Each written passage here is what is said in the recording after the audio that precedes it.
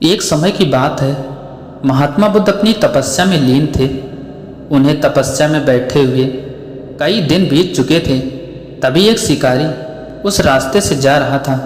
उस शिकारी ने महात्मा बुद्ध को पहचान लिया। शिकारी ने महात्मा बुद्ध के बारे में बहुत बड़ाई सुनी थी, किंतु वह महात्मा बुद्ध की बड़ाई से संतुष्ट नहीं था। उसने परीक्षा लेने के लिए सोचा। शिकारी पहले तो महात्मा बुद्ध को एक छोटा सा पत्थर फेंककर मारता है, किंतु महात्मा बुद्ध कोई प्रतिक्रिया नहीं करते, क्योंकि उनका मानना था शरीर को तकलीफ होती है, आत्मा को नहीं। अतः शिकारी द्वारा फेंके गए पत्थर के कारण शरीर को कष्ट हुआ, किंतु आत्मा को नहीं। शिकारी कुछ समय सोचता रहा, महात्मा बुद्ध कुछ प्रतिक्रिया करेंगे, किंतु महात्मा बुद्ध अपनी तपस्या में लीन थे। उन्होंने कोई भी प्रतिक्रिया नहीं की।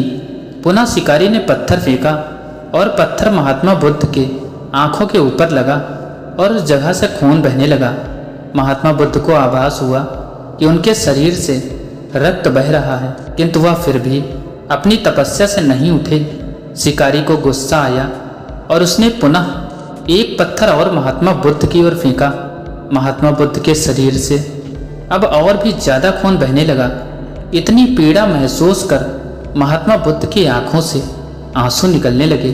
शिकारी ने महात्मा बुद्ध के पास जाकर पूछा, आपको जब मैंने पत्थर मारा तो आपने कोई प्रतिक्रिया नहीं दी। महात्मा बुद्ध ने बड़े ही सरलता के साथ कहा, क्योंकि इससे मेरे शरीर को कष्ट हुआ, मेरे मन मस्तिष्क को नहीं। शिकारी अचंभित रह गया। उसने पूछा, फिर आपकी आंखों से आंसू क्यों बह रहे हैं? इस पर महात्मा बुद्ध ने पुनः कहा, तुम्हारे द्वारा किए गए अनुचित कार्य के परिणाम के बारे में मेरा मस्तिष्क, मेरी आत्मा विचार कर रो रही है। तुमने इतना बड़ा पाप किया है, तुम्हें कैसी सजा मिलेगी? बुद्ध की बातों को सुनकर शिकारी महात्मा बुद्ध के चरणों में नतमस्तक हुआ और उनसे क्षमा याचना की। महात्मा बुद्ध क्षमाशील व्यक्ति थे। उन्होंने तुरंत शिकारी को क्षमा कर दिया और अपना आशीर्वाद भी दिया। वह शिकारी महात्मा बुद्ध का आशीर्वाद पाकर एक महान व्यक्ति और साधक के रूप में जीवन व्यतीत करने लगा। एक दिन की बात है। महात्मा बुद्ध अपने शिष्यों के साथ कुटिया में बैठे थे और ज्ञान चर्चा का विषय आरंभ था। शिष्यों के आग्रह पर उन्होंने एक कहानी आरंभ की। समीर नाम का एक जल्लाद मगध राजमहल के पीछे बने कस्बे में रहता था। वह मगध साम्राज्य का प्रमुख जल्लाद था। उसका सारा जीवन दोषियों को फांसी देने में बीत गया। अब वह लगभग 60 वर्ष की आयु का हो चुका था। समीर अब राजकीय सेवा से मुक्त हो चुका था और अपना अंतिम जीवन वह अपने घर में व्यतीत करता था। अपने जीवन काल में किए गए सभी घटनाओं को याद करता था और पश्चाताप करता था। मेरे हाथों इतने जीवों की हत्या हुई, ये सोचा करता था। यही सोच विचार करते हुए वह नहा धोकर तैयार हुआ। जैसे ही वह खाना खाने के लिए बैठा, दरवाजे पर आवाज आई।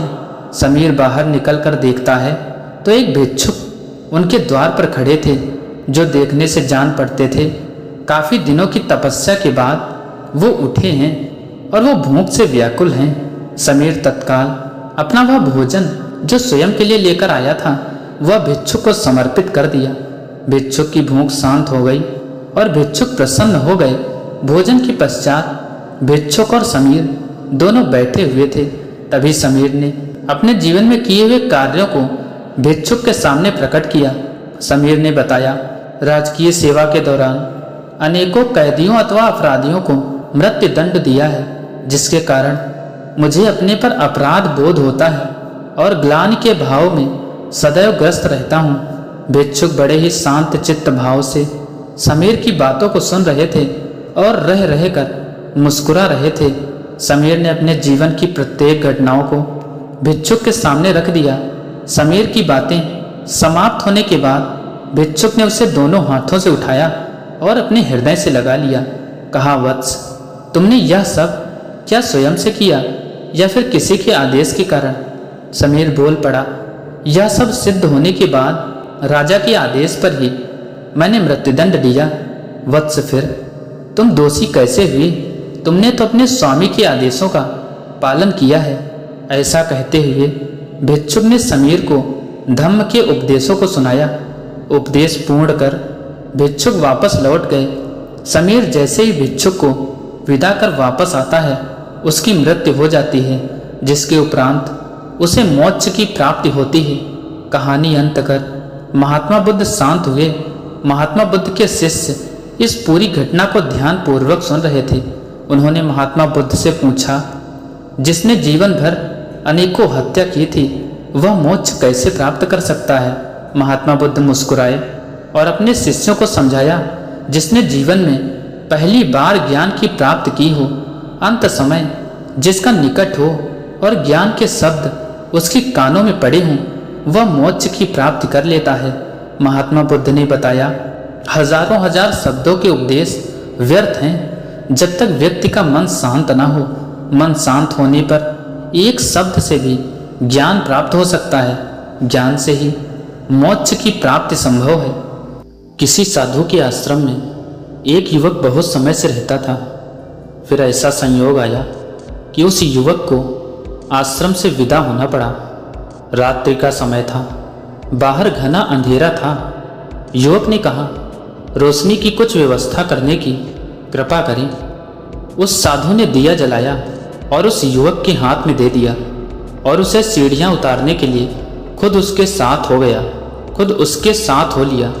जब वह सीढ़ी पार कर चुका और आश्रम का द्वार भी पार कर चुका, तो उस साधु ने युवक को कहा कि अब मैं अलग हो जाता हूँ, क्योंकि इस जीवन के रास्ते पर बहुत दूर तक कोई साथ नहीं देता। अच्छा है कि तुम रात के आदी हो जाओ, इससे पहले कि मैं विदा हो पाऊँ। इतना कहकर उस घनी अंधेरी रात में साधु ने युवक के हाथ के दिए को फूंक कर बुझा दिया। युवक घबराकर चिल्ला उठा, यह क्या पागलपन हुआ? अभी तो आश्रम के हम बाहर भी नहीं निकल पाए और आपने साथ भी छोड़ दिया और दिया भी बुझा दिया। रात अंधेरी है और रास्ता अनजान है। साधु ने युवक से कहा, दूसरों के जलाए दिए का कोई मूल्य नहीं है। अपना दिया ही काम देता है। किसी दूसरे के दिए काम नहीं देते।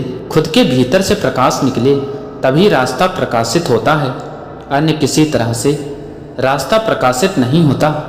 एक समय की बात है, महात्मा बुद्ध अपने शिष्यों के साथ मगध आए हुए थे।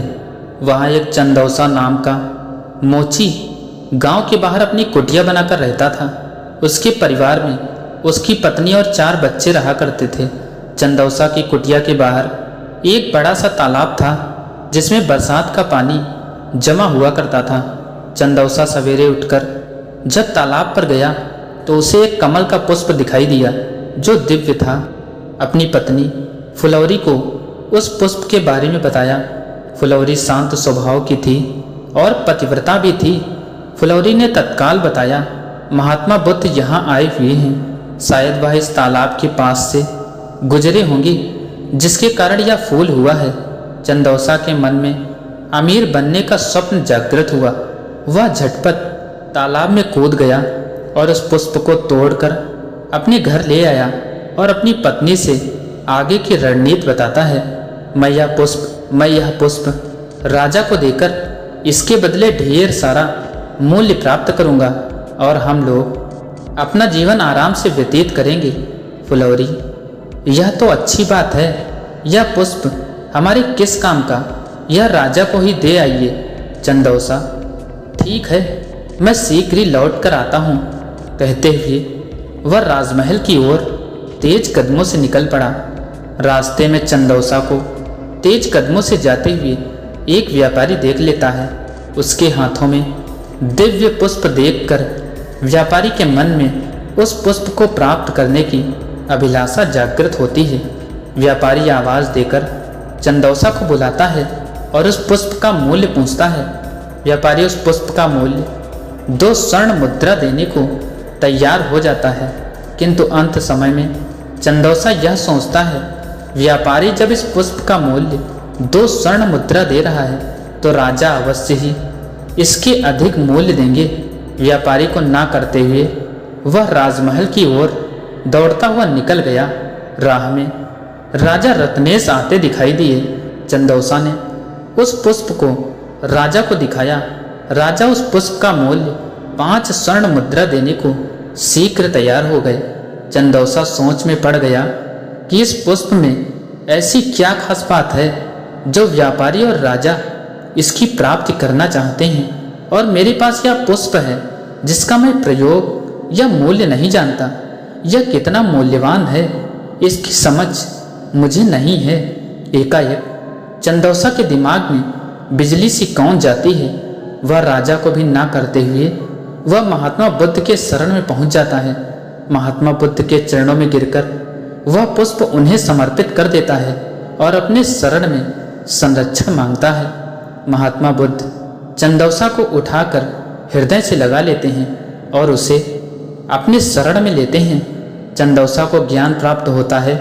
फिर वह अपने समाज में ज्ञान के माध्यम से समाज की पीड़ा हरने का प्रयत्न करता है और आजीवन महात्मा बुद्ध का शिष्य बन जाता है। तो दोस्तों, आपको ये आज की कहानी कैसी लगी कमेंट बॉक्स में ज़रूर बताइएगा, और अगर कहानी पसंद आई हो तो वीडियो को ज़्यादा से ज़्यादा शेयर कीजिएगा, और ऐसी वीडियोज़ रोज़ाना सुनने के लिए हमारे चैनल को ज़रूर सब्सक्राइब कीजिएगा। Thanks for watching this video.